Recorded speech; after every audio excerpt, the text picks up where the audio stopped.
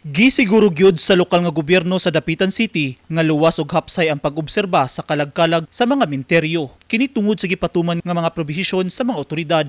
Ginadili ang mga hinagiban, ilimnong makahubog ug loudspeakers nga alinggugngog ug uban pa. Sayo nga gidagsang sa mga tawo ang mga minteryo sa syudad nga modagkot og kandila, mihalad og bulak ug pag-ampo isip paghandom sa mga minatay. Usa ang Dapitan Cemetery sa pinakadakong sementeryo sa syudad nga nahimutang sa Barangay Banunong nga gidagsang sa mga tawo. Aron masigurong luwas ang katawhan, gatusan ka mga pulis ang naka-standby ug naglibot-libot sulod sa mga minteryo alang sa pagmonitor sa sitwasyon. Sa tinguha nga hapsay ug dunay kalinaw ang pag-obserba sa adlaw sa mga minatay. Mipaabot silang suporta ang simbahang Katoliko sa pagpahigayon og mga misa sulod sa mga minteryo. Nagkatag-usab ang mga nagkadayang grupo aron sa paghatag og suporta sama sa PDRRMO, CDRRMO, BFP, Primo, DILG, SCAA, Boy Scout of the Philippines, Kabalikat ug CHO.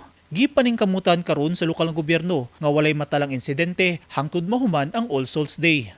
Eugene Hinutan, Newsline Philippines. Stay safe.